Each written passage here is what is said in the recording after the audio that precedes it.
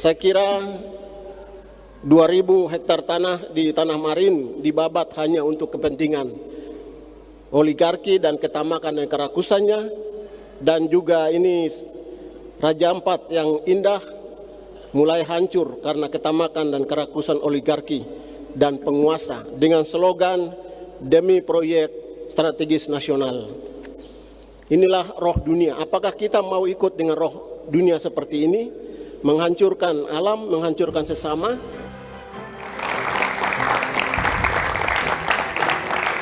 Itu tadi adalah respon dari Uskup Timika, Monsinyur Bernardus Boethius Baru. Hari 2021-2022 Anda memimpin ekspedisi Kompas ke GAK juga. Ya, Tanah Papua. Gambaran GAK pada tahun itu seperti apa? Iya, jadi waktu 2021 itu lebih tepatnya ekspedisi Tanah Papua ke 20 kabupaten kota di Papua ya, termasuk salah satunya Raja Ampat. Nah, di Raja Ampat ketika kami ke GAK karena kami mendapatkan informasi karena ada keluhan masyarakat terkait tambang nikel di sana. Terus kemudian kami mendatangi langsung ke lokasi itu persis 4 tahun lalu di Juni 2021 juga itu kondisi perairannya keruh.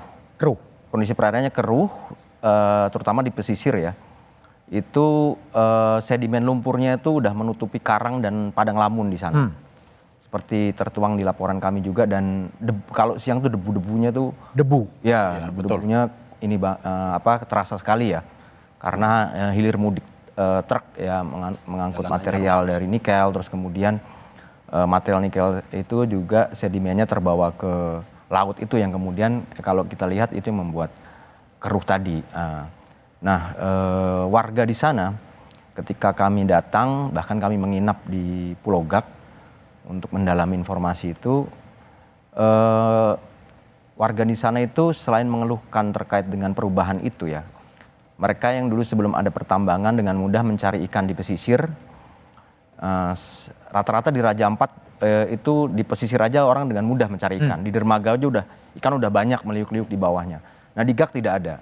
GAK tidak bisa karena keruh tadi. Kemudian mereka harus melaut lebih jauh ke tengah, dan sedimen lumpurnya itu ada yang bilang sangat dalam ya kata orang setempat. Nah kemudian selain soal lingkungan yang dikeluhkan oleh masyarakat, mereka jadi susah mencari ikan, itu juga terkait dengan pelepasan lahan, Mas. Ini yang jadi kekhawatiran masyarakat adat di sana ketika mereka saat itu tuh semacam menandatangani pelepasan lahan adat ke perusahaan ya. Karena kan seperti diketahui konsesinya PT GAK Nikel itu kan seluruh di pulau itu bahkan lebih ya. Melebihi 13.000, sedangkan luas konsesi wilayahnya, sedangkan luas Pulau GAK itu hanya sekitar 6.000-an hektar. Nah itu yang dikhawatirkan masyarakat ketika mereka melepas lahan itu, mereka bisa sewaktu-waktu terusir dari sana.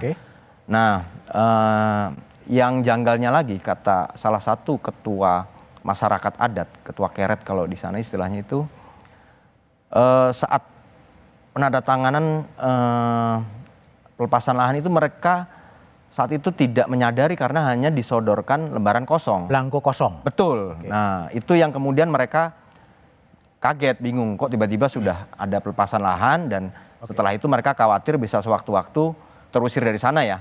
Mengingatkan izinnya cukup panjang, dan itu yang dikeluhkan saat itu sebenarnya yang mencuat selain dengan lingkungan adalah konteks lahan adat tadi. Oke, baik. Pak Mayor, tadi kan ada temuan dari teman Kompas di 2021 adalah pelepasan adatnya juga belangko kosong sebetulnya. Iya. Ya itu kan perbuatan melawan hukum, harus diproses hukum itu. Dan saya lihat di sana yang paling terjadi nyata-nyata di depan mata itu CSR-nya PT GAK Nikel itu miliaran, itu kita tidak tahu kemana.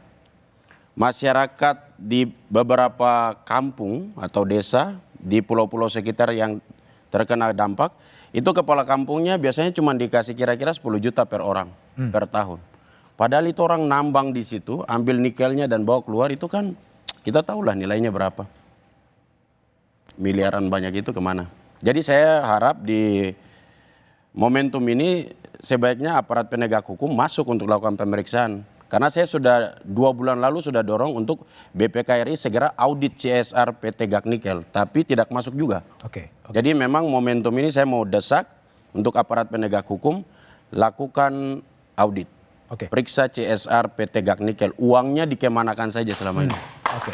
Baik, Pak Ci, sebetulnya menurut pengamatan Anda sebagai anggota DPD dan juga Ketua Dewan Adat Raja Ampat, Dewan Adat Papua di wilayah Tiga Dobrai. Oke, Dewan Provinsi Adat Papua di Barat. Papua. Pertanyaan adalah, ada berapa sih IUP yang Anda ketahui sebenarnya?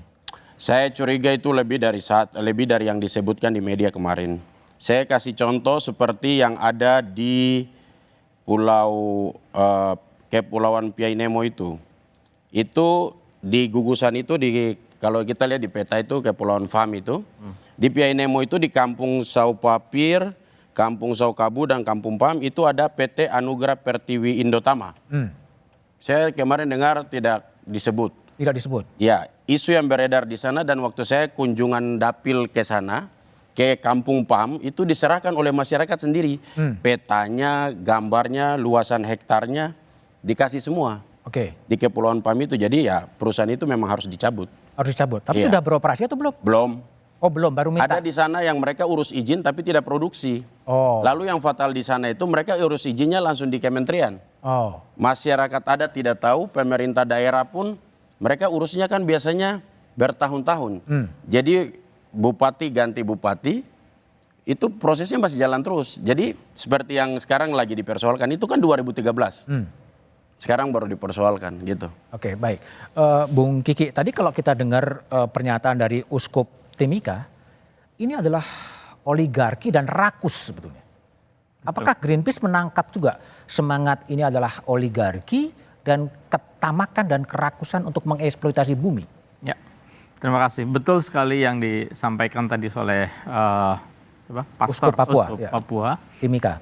di Timika, bahwa memang saat ini Indonesia itu dikuasai oleh oligarki yang menguasai sumber daya lahan, sumber daya alam di Indonesia. Jadi kami beberapa kali berbicara soal ini bahwa Indonesia, sumber daya alam Indonesia, 75% sumber daya alam Indonesia itu dikuasai oleh 10% orang-orang kaya atau oligarki yang di Indonesia. Dan perlu kami sampaikan di sini bahwa tadi disampaikan oleh Pace Vincent Pace Mayor bahwa kenapa kami mendesak supaya ada perlindungan secara penuh dan permanen di Raja Ampat. Karena ada presiden di mana izin-izin tambang yang dulunya sudah dicabut, kemudian mereka menuntut di pengadilan kepada pemerintah, di pengadilan kemudian diberikan kembali. Dan tadi Pak C. Mayor sudah sampaikan ada indikasi, ada satu lagi atau beberapa lagi izin-izin tambang yang mereka sudah mengajukan untuk diaktifkan kembali. Oke. Jadi artinya 4 tambang izin yang sudah tadi dicabut, kemarin dicabut, satu masih berjalan. Nanti bisa jadi ada lagi tambang-tambang nikel yang mengajukan. Nah ini yang kita khawatirkan. Makanya call yang besarnya itu adalah kita harus minta memaksa pemerintah untuk melakukan penyelamatan secara utuh gitu ya, permanen dan full protection gitu. Sekarang kita punya undang-undang pesisir dan pulau-pulau kecil nomor 1 tahun 2014. Harusnya itu bisa diterapkan gitu ya. Jadi tidak ada pengecualian karena Pulau Gag tadi Mas Hari udah sampaikan luasnya hanya 6.000 hektar. Sementara dalam undang-undang tersebut batasan pulau kecil itu adalah 200.000 hektar ya. Nah, itu satu. Nah, kemudian Raja Ampat kita semua sudah tahu bahwa Raja Ampat ditetapkan sebagai Global Geopark UNESCO. Ini sebuah kebanggaan bagi bangsa Indonesia. Bahkan uang 100.000 itu bergambar Raja Ampat. Piainemo. Yes. Betul. Nah, apa yang akan kita wariskan kepada anak cucu kita kalau kemudian kita biarkan tambang nikel? Baik, saya ke Mbak Ratna Juwita dulu. Mbak Ratna, yang Mbak Ratna tangkap sebagai Komisi 12 DPR, sebetulnya ada berapa IUP yang ada di Raja Ampat itu? Kalau berdasarkan keterangan dari Menteri ESDM kemarin dan juga boleh kita cek bareng-bareng melalui Modinya ESDM, sebenarnya yang memiliki IUP di wilayah sekitar Raja Ampat itu hanya 5 perusahaan. 5 perusahaan, oke. Hanya memang ada disinyalir perusahaan-perusahaan yang memiliki izin di sana, berarti itu masih dalam proses atau bisa Minta kita bilang, perizinan. iya. Dan apalagi tadi disampaikan oleh Kakak Mayor, kalau misalnya memang mereka belum melakukan proses pertambangan begitu ya. Jadi kan ini mereka bisa jadi memang sedang dalam proses pengajuan perizinan begitu Pak Budiman. Oke. Dan kalau misalnya kita tadi sesuai apa yang disampaikan oleh Pak Kiki juga, saya sangat sepakat kalau misalnya Pulau Gak itu sudah dikategorikan menjadi pulau kecil begitu ya, yang cukup bisa menjadi alasan supaya izinnya PT GAK itu juga dicabut gitu kan. Cuman kita juga harus memikirkan ulang apa konsekuensi yang akan diterima oleh negara apabila kita harus mencabut izin yang sudah diberikan pada saat itu begitu. Pastikan ini ada banyak konsekuensi yang harus ditanggung juga. Kalau Mbak Ratna sebagai anggota Komisi 12 lebih menyarankan agar PT GAK Nikel itu juga dicabut atau dibiarkan beroperasi? Kalau saya lebih memilih kata-kata mengevaluasi. Mengevaluasi sampai seperti apa? Sampai kita bisa benar-benar diyakinkan bahwa proses pertambangan yang dilakukan oleh PT GAK ini tidak akan merusak lingkungan yang ada di sekitarnya. Bukankah itu juga melanggar undang-undang soal pulau kecil itu? Undang-undang itu kan di tahun 2014 ya Pak Budiman. Oke. Sedangkan PT GAK ini mendapatkan izin untuk memulai proses produksi di tahun 2017-2018. Jadi kalau misalnya memang yang memberikan izin itu sudah bisa dipastikan menabrak dari undang-undang yang pulau kecil itu, tentu kita juga harus memberikan punishment kepada yang sudah bertanggung jawab untuk mengeluarkan izinnya dulu sebelum kita memproses PT GAK ini harus dikemanakan begitu. Kalau tadi ada laporan dari Hari adalah belangko kosong dan lain sebagainya, itu Anda melihatnya gimana Mbak Ratna?